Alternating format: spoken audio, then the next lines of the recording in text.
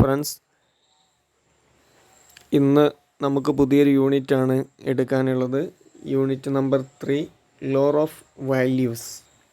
ഈ യൂണിറ്റിൽ പ്രധാനമായിട്ട് പഠിക്കാനുള്ളത്, അല്ലെങ്കിൽ ഈ യൂണിറ്റിൻ്റെ ലക്ഷ്യം, നമ്മുടെ ജനറേഷന്, ഇപ്പോഴത്തെ വിദ്യാർത്ഥികൾക്ക് മോറൽ വാല്യൂ, അതുപോലെ തന്നെ മൊറാലിറ്റി, ഇതൊക്കെ പകർന്നു നൽകാൻ വേണ്ടിയിട്ട്, അതിന് വേണ്ടിയിട്ടുള്ള കാര്യങ്ങളാണ് ഈ യൂണിറ്റിലൂടെ പഠിപ്പിക്കുന്നത്. അപ്പോൾ ഈ യൂണിറ്റ് നിങ്ങളെ നല്ലൊരു സോഷ്യൽ കമ്മിറ്റ്മെൻറ്റ് ഉണ്ടാക്കാൻ വേണ്ടിയിട്ട് നിങ്ങളെ സഹായിക്കും. അതുപോലെ തന്നെ നമ്മുടെ ജീവിതം അത് നല്ലൊരു വാല്യൂ ബേസ്ഡ് ആയിട്ട്, നല്ലൊരു മോറൽ വാല്യൂവിൽ നമുക്ക് പടുത്തുയർത്താൻ നിങ്ങളെ സഹായിക്കും. അതുപോലെ തന്നെ നമുക്ക് നല്ലൊരു ലോകത്തെ, നല്ലൊരു വേൾഡിനെ നമുക്ക് അതിലൂടെ പടുത്തുയർത്താൻ സാധിക്കും. ജനങ്ങൾ നന്നാകുമ്പോഴാണ്, ഒരു നാട്ടിലെ ജനങ്ങൾ നന്നാകുമ്പോഴാണ് ആ നാട് നന്നാകുന്നത്. അങ്ങനെ പല നാടുകൾ കൂടിച്ചേരുമ്പോഴാണ് നമ്മുടെ ജില്ല നന്നാകുന്നത്. ഇങ്ങനെ ഓരോരുത്തരും നന്നാകുമ്പോഴാണ് നമ്മുടെ ലോകം തന്നെ നന്നായി തീരുന്നത്. അപ്പോൾ നമുക്ക് ലോകത്ത് സമാധാനവും സന്തോഷവും ഒക്കെ വരാൻ എല്ലാവരിലും ധാർമ്മികമായ മൂല്യങ്ങൾ പകർന്നു നൽകിയാൽ മതി. അതിന് പറ്റിയ ഒരു യൂണിറ്റാണ്, അല്ലെങ്കിൽ അത് ലക്ഷ്യം വെച്ചിട്ടുള്ള ഒരു യൂണിറ്റാണ് നമ്മുടെ മൂന്നാമത്തെ യൂണിറ്റ്, ലോർ ഓഫ് വാല്യൂസ് എന്ന് പറയുന്ന യൂണിറ്റ്. ഈ യൂണിറ്റിൽ 2 പ്രോസ് 1 പോയം ആണ് നമുക്ക് പഠിക്കാനുള്ളത്. അതിൽ പ്രോസിൽ 1 അനക്ഡോട്ടാണ്, സംഭവകഥയാണ്, മറ്റൊന്ന് പ്രസംഗമാണ്, പിന്നെ ഒരു പോയവുമാണ് ഇതിൽ പഠിക്കാനുള്ളത്. ഇവിടെ പാഠത്തിലേക്ക് കടക്കുന്നതിന് മുമ്പ് നിങ്ങൾക്ക് ഒരു കാർട്ടൂൺ നൽകിയിരിക്കുന്നു. Go through the following cartoon carefully and respond to the questions that follow. ഈ കാർട്ടൂണ് നല്ല കെയർഫുള്ളി ആയിട്ട് വായിക്കുക. എന്നിട്ട് താഴെ നൽകിയിരിക്കുന്ന ചോദ്യങ്ങൾക്ക് ഉത്തരം നൽകുക. ഈ കാർട്ടൂൺ നിങ്ങൾ കാണുമ്പോൾ തന്നെ നിങ്ങൾക്ക് അതിൻ്റെ ആശയം എന്താണെന്ന് മനസ്സിലായിട്ടുണ്ടാകും. 2 കുതിരകൾ, അപ്പുറത്തും ഭക്ഷണമുണ്ട്. അപ്പോൾ അവരെ 2 പേരെയും കെട്ടിയിട്ടുണ്ട്. അപ്പോൾ അങ്ങോട്ടും ഇങ്ങോട്ടും പോകുമ്പോൾ എന്തായാലും ആ ഭക്ഷണത്തിലേക്ക് അവർക്ക് എത്തിപ്പെടാൻ കഴിയില്ല. അങ്ങനെ അവർ പുറത്തേക്കും, കുതിര ഈ സൈഡിലേക്കും, ഈ സൈഡിലുള്ള കുതിര ഇപ്പുറത്തേക്കും ചാടി നിൽക്കുന്നു, എന്നാലും കഴിയില്ല. ലാസ്റ്റ് അവന് 2 പേരും ഒരു അണ്ടർസ്റ്റാൻഡിങ്ങിലെത്തുന്നു. 2 പേരും ഒരേ വഴിക്ക് പോവുക. അങ്ങനെ അവർ ഒരു വഴിക്ക് പോയിട്ട് അവിടെ ഉള്ളതൊക്കെ കഴിച്ച് തീർക്കുന്നു. എന്നിട്ട് 2 കൂട്ടരും അടുത്ത വഴിക്ക് വരുന്നു, അടുത്ത ബുഷിൻ്റെ അടുത്ത് വരുന്നു, അത് കഴിക്കുന്നു. ഓക്കെ, ഇവിടെ ഡിസ്കസ് ചെയ്യാനുള്ളത്, what were the horses trying to do at the beginning of the story, did it work? ആദ്യം സ്റ്റോറിയുടെ തുടക്കത്തിൽ, കാർട്ടൂണിൻ്റെ തുടക്കത്തിൽ അവർ എന്തിനാണ് ശ്രമിച്ചിരുന്നത്? അവർ ഫുഡ് കഴിക്കാൻ വേണ്ടിയിട്ട്, ഒരാൾ ഒരു സൈഡിലേക്കും മറ്റാൾ മറ്റേ സൈഡിലേക്കും. പക്ഷെ അത് വിജയിച്ചില്ല, അവർക്ക് ഭക്ഷണത്തിലേക്ക് എത്തിച്ചേരാൻ കഴിഞ്ഞില്ല. What did the horses do when the found that the first attempt had failed?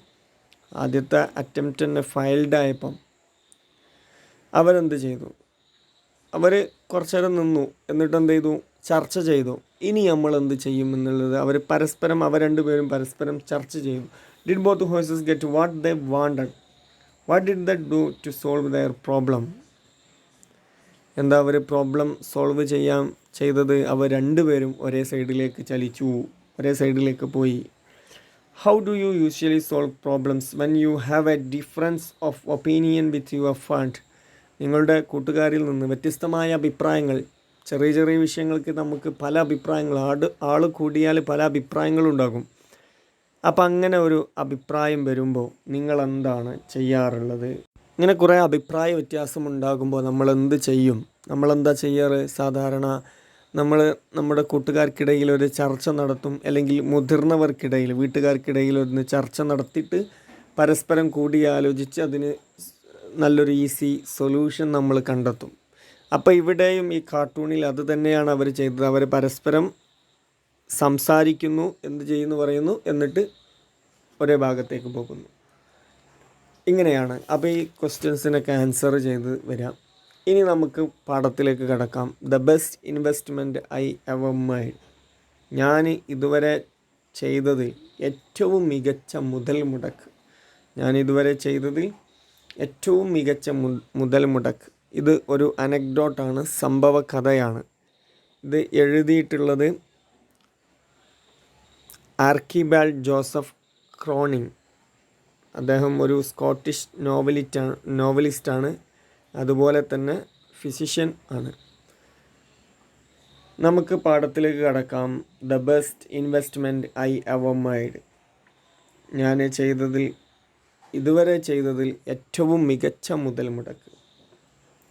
On the second day, out from New York, while making the round of the promenade deck, I suddenly became aware that one of the passengers was watching me closely, following me with his gaze every time I passed. അങ്ങനെ ന്യൂയോർക്കിൽ നിന്ന് രണ്ടാം ദിവസം കപ്പലിൻ്റെ മേൽത്തട്ടിലുള്ള സ്ഥലത്തുകൂടി ഞാനിങ്ങനെ ചുറ്റി നടക്കുകയാണ്. അങ്ങനെ ചുറ്റി നടക്കുമ്പോഴാണ് I suddenly became aware that one of the passengers was watching me closely, following me with his gaze every time I passed. ഒരു യാത്രക്കാരിൽ ഒരാൾ എന്നെ നന്നായി നിരീക്ഷിക്കുന്നു, സാഗൂതം ശ്രദ്ധിച്ചു നോക്കുന്നുണ്ട്. പെട്ടെന്ന് എനിക്ക് മനസ്സിലായി. അങ്ങനെ ഓരോ തവണ അടുത്തെത്തുമ്പോഴും അയാൾ എന്നെങ്ങനെ തുറിച്ചു നോക്കുന്നുണ്ട്.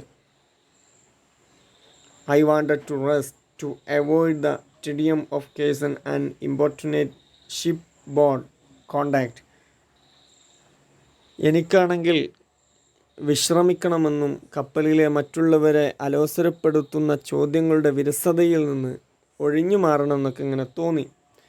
I gave no sign of having noticed the man. അയാളെ ശ്രദ്ധിച്ചതായി ഞാൻ അവിടെ ഭാവിച്ചതേയില്ല. Yet there was nothing importunate about him. On the contrary, he seemed affected by a trouble rather touching diffidence.